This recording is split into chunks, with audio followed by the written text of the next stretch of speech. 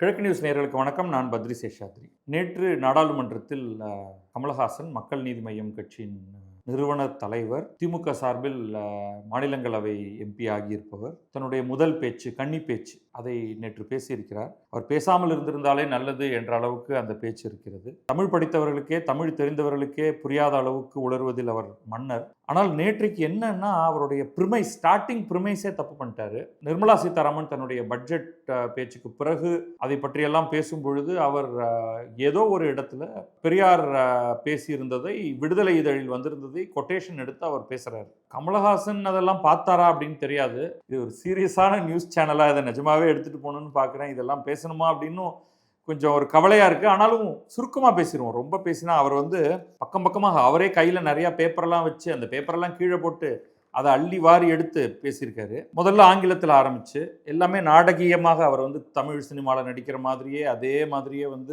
ஆங்கிலத்தில் உரையாற்றி அப்புறமா அப்படியே கொந்தளித்து தமிழுக்கு போய் மாநிலங்களவையில் இருப்பதற்கு காரணமாக காந்தி, பெரியார், அண்ணா அப்படின்னு எல்லாரையும் அவர் சொல்கிறாரு.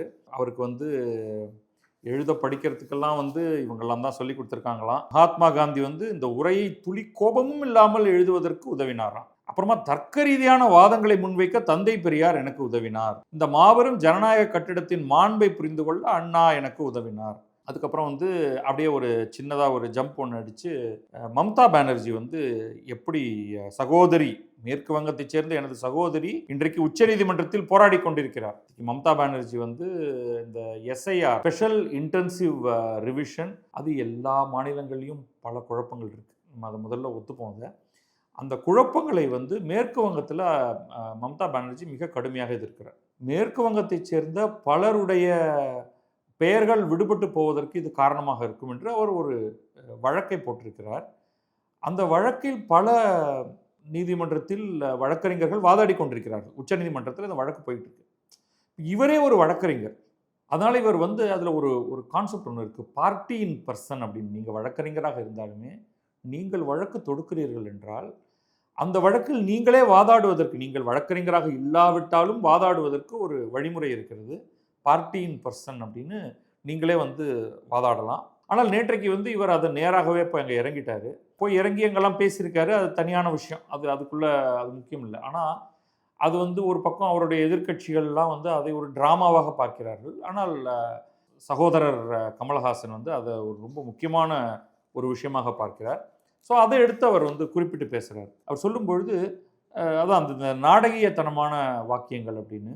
அப்போ அங்கே சகோதரி மம்தா பானர்ஜி அவர்கள் உச்சநீதிமன்றத்தில் உயிரை கொடுத்து போராடி கொண்டிருக்கிறார். தமிழ்நாட்டிலும் கிட்டத்தட்ட 1 கோடி வாழும் பிணங்கள் காகித அளவில் உருவாக்கப்பட்டு விடுவார்களோ என்று நாங்கள் அஞ்சுகிறோம். இவர் கிட்டத்தட்ட 97 லட்சம் பேர் இந்த பட்டியலிலிருந்து நீக்கம் செய்யப்பட்டார்கள் அல்லவா எஸ்ஐஆரின் பொழுது.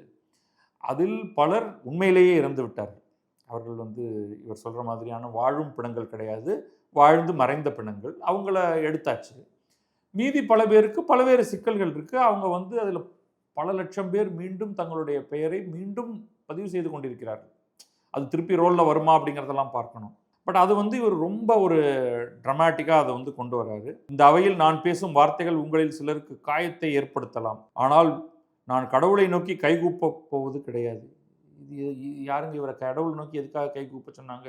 எனது பகுத்தறிவு மூளை கடவுள் என்ற பிம்பத்தை பல ஆண்டுகளுக்கு முன்பே அப்புறப்படுத்தி விட்டது. இப்போ என்ன பண்ணிட்டாரு இந்த நிர்மலா சீதாராமன், இவர் யார் காரணத்துக்காக, யார் மூலமாக அவர் கமலஹாசன் இந்த நாடாளுமன்றத்துக்கு வந்தாரோ, பெரியார், அவர் விடுதலையில் ஒரு சில வாக்கியங்கள் எழுதியிருக்காரு. அதை கோட் பண்ணி இவங்க சொல்கிறாங்க, எப்படி பெரியார் இந்த மாதிரியெல்லாம் தமிழை பற்றி பேசியிருக்காரு அப்படின்னு சொல்கிறாங்க. ஏன் சொன்னாங்க, எதுக்கு சொன்னாங்கிறதெல்லாம் விட்டுருவோம். இது இவர் என்ன நினச்சிக்கிட்டாரோ, நிர்மலா சீதாராமன் தமிழ் எதற்கு உதவும், தமிழ் பிச்சை எடுப்பதற்கு தான் உதவும் அப்படின்னு சொன்னாருன்னு இவங்களாவே நினச்சிக்கிட்டு அது போய் பெரிய ஒரு ஒரு ஒரு கவிதையும் உரைநடையும் கலந்த ஒரு உணர்ச்சி பொங்க, இது காந்தி எனக்கு கோபம் துளி கூட இல்லாமல் எழுதுவது எப்படி என்று சொல்லி கொடுத்தாருங்கிறாரே தவிர இதை படிச்சிரும். ஏன்னா இதுதான் ஹைலைட் ஆஃப் தி ஸ்டாக்கே இதுதான். பிச்சை பாத்திரத்திலிருந்து எடுத்த சில்லறைகள் நவீன காலத்துக்கு உதவாது என்று தெரிந்தவர் நீங்கள். இந்த ஒவ்வொரு லைனையும் நான் இன்டர்பிரட் பண்ண போறதில்லை, அது ரொம்ப கஷ்டமான காரியம். அதனால அப்படியே படிக்கிறேன். நீங்கள் வெள்ளைக்கார கல்வி கற்றது கண்டிப்பாய் கற்பூர புத்தி தான். அது காற்றோடு போய் பல ஆண்டுகள் ஆகிவிட்டன. அதன் பிறகுதான் உங்கள் பிச்சை பாத்திரம் உருவாக்கப்பட்டது. பிச்சை குவளை பெரும் உண்டியலால் ஆனது. அந்த உண்டியலை உடைத்து நிதி திரட்ட உதவுவோர் இன்று தமிழர் பார்த்து பிச்சை எடுக்கக்கூட தமிழ் உதவாது என்கிறீர்கள். இதுவரைக்கும் இது தமிழுடைய இலக்கணத்தின் அடிப்படையில் எழுதப்பட்டதுன்னு நீங்கள் நினச்சிங்கன்னா உங்களுக்கு நிஜமாகவே உங்களை நான் பாராட்டுறேன். ஓரளவு உண்மைதான். தமக்கென உங்கள் நிதியை திரட்ட ஆங்கிலத்தில் இந்தியில் பிச்சை எடுக்கலாமே. தமிழ் பிச்சை எடுக்க உதவாது, திருடவும் உதவாது. தமிழன் பிச்சை எடுக்க மாட்டான். எல்லா மாநிலங்களையும் எல்லாரும் பிச்சை எடுத்துக்கிட்டு தான் இருக்காங்க. இது அப்படியே உணர்ச்சி பொங்க பேசுகிறாரு. அதுவும் உங்கள் பிச்சையை ஏற்கவே மாட்டான். அப்படி டக்குன்னு தாவுறாரு. தங்கச்சின்னா நிர்மலா சீதாராமனை சொல்கிறாராம். ஓட்டையும் நாட்டையும் இந்த கமலஹாசன் விற்கவே மாட்டான். சம்பந்தம் இருக்காங்க. தமிழன் பிச்சை எடுக்க மாட்டான், உங்கள் பிச்சையை ஏற்க மாட்டான், ஓட்டையும் நாட்டையும் இந்த கமலஹாசன் விற்க மாட்டான், உங்கள் சாபங்களில் எங்களுக்கு நம்பிக்கை இல்லை. எங்கேருந்து சாபம் வருது தெரியல. உங்களுக்கு இருக்கக்கூடும் என்ற நம்பிக்கையில் நீங்கள் உணர திட்டத்தை சாபமாய் போடுகிறேன். கருணையுடன் நீங்களே ஏற்பிரியா. என்னையா சாவடிக்கிறியா?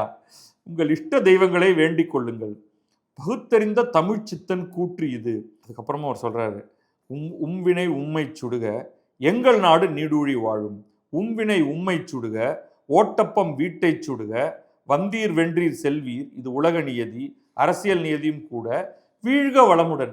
நிஜமா வாழ்க வளமுடன் சொல்ல நினைச்சாரா, இல்லை அவர் சாபம் கொடுக்குறாரா நிர்மலா சீதாராமனுக்கு? வீழ்க வளமுடன், தமிழ் என்றும் வாழும் நலமுடன். இதை நீங்கள் இன்டர்பிரட் பண்ணி உண்மையிலேயே அவர் என்ன சொல்ல வராரு அப்படிங்கிறத நீங்கள் சொல்லிட்டீங்கன்னா உங்களுக்கு ஒரு மூட்டை பொற்காசு தருகிறேன். தமிழன் பிச்சை எடுக்க மாட்டான், உங்கள் பிச்சையை ஏற்க மாட்டான், ஓட்டையும் நாட்டையும் இந்த கமலஹாசன் விற்கவே மாட்டான், உங்கள் சாபங்களில் எங்களுக்கு நம்பிக்கை இல்லை, ஆனாலும் நான் என் சாபத்தை போடுகிறேன், கருணையுடன் ஏற்பீர், உங்கள் இஷ்ட தெய்வங்களை வேண்டிக் கொள்ளுங்கள், பகுத்தறிந்த தமிழ்ச்சித்தன் கூற்று இது, உம்வினை உம்மை சுடுக, எங்கள் நாடு நீடூழி வாழும், உம்வினை உம்மை சுடுக, ஓட்டப்பம் வீட்டை சுடுக, வந்தீர் வென்றீர் செல்வீர், இது உலக நியதி, அரசியல் நியதியும் கூட, வீழ்க வளமுடன், தமிழ் என்றும் வாழும் நலமுடன் என்று கமலஹாசன் எம்பி பேசினார். இதில் அந்த காமெடி என்னன்னா, பின்னாடி 2 பேர் உட்காந்துருக்காங்க. அவங்க நிஜமா யாருன்னு தெரியல, எந்த மாநிலத்தை சேர்ந்தவர்கள்னு தெரியல.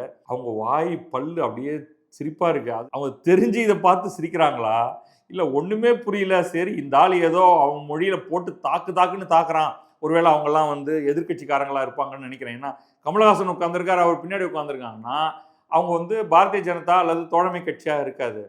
சரி போட்டு தாக்குறான் இந்த ஆள், ஜாலியாக இருக்குது கேட்குறதுக்கு, ஏன்னோ இது சினிமா நடிகர் வேற, அதனால பெரிய ரொம்ப ஒரு பவர்ஃபுல்லான ஒரு ஆரேட்டர், அடிச்சு விளையாடி இருக்காரு அப்படின்னு அவங்க நினச்சிட்டு இருக்காரு போல இருக்கு அந்த அம்மா. நம்ம நண்பர் ஒருத்தர் தான் ஃபேஸ்புக்கில் போட்டிருந்தாரு, இதெல்லாம் கூட பரவாயில்ல, பல பேர் இதை பாராட்டுறாங்க, பல பேர் இதை கேலி செய்கிறாங்க, ஆனால் ஒரு விஷயத்தை பல மொழிகளில் மொழிபெயர்க்கிறதுக்காக அங்கே பல தொழில்முறை மொழிபெயர்ப்பாளர்கள் உட்காந்துருக்காங்க. அங்கே அவங்க இது இவர் பேசிக்கிட்டே இருக்கும் பொழுது லைவாக இதை ஹிந்தியில் மொழிபெயர்க்கணும், கன்னடத்தில் மொழிபெயர்க்கணும், தெலுங்கில் மொழிபெயர்க்கணும், இன்னும் பல மொழிகளில் மொழிபெயர்க்கணும். இவருடைய ஆரம்பத்துலலாம் இவர் தியாகராஜரெல்லாம் கூப்பிட்டு தியாகராஜன், பவதி பிட்சாந்தேகி என்னென்னவோலாம் பேசிட்டார். அப்போ அவங்களை நான் யோசிச்சு பார்க்குறேன் அப்படின்னு நம்ம நண்பர் போட்டிருக்காரு.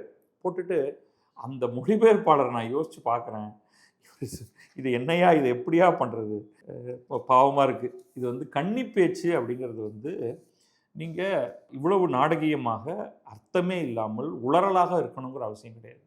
ஷார்ப்பாக 10 லைன் நீங்கள் இப்படி கூட சொல்லலாம். நரேந்திர மோடிக்கு ஆட்சியே செய்ய தெரியவில்லை, இந்த நாட்டை கடந்த 12 ஆண்டுகளில் ஒட்டுமொத்தமாக சீரழித்து விட்டீர்கள், எங்களுடைய ஆட்சி ஒரு நாளைக்கு மீண்டும் வரும், அந்த ஆட்சி இந்த நாட்டையே முற்றிலுமாக மாற்றும், ஏழைகள் வளம் பெற்ற வாழ்வை வாழ்வார்கள், தெருவில் தேனும் பாலும் ஓடும், நீங்கள் என்ன வேணாலும் சொல்லிக்கங்க, அட்லீஸ்ட் அது புரியக்கூடிய ஒரு வார்த்தையாவது இருக்கும். மாறாக இந்த மாதிரி ஒரு பேச்சை பேசி இதை வேற நம்ம அச்சிட்டு இதை வேற நம்ம பேசி இங்கே அதை இன்டர்பிரட் பண்ணி அதோடைய அனாலிசிஸ்குள்ளெல்லாம் போகணுங்கும் பொழுது நிஜமாகவே வருத்தமாக இருக்குது. கமலஹாசன் எல்லாருக்கும் சாபம் கொடுக்குறாரு இல்லையா, இங்கே வீழ்க வளமுடன், அது எப்படி வீழ்க வளமுடன் எப்படி வீடுறதுன்னு தெரியல. ஐயா தயவு செய்து இந்த மாதிரி புரியாத மாதிரி பேசி எங்களை கொள்ளாதீங்க, மன்னிச்சு எங்களை விட்டுருங்க என்று. நன்றி, வணக்கம். பத்ரி சேஷாத்ரி, இது கிழக்கு நியூஸ்.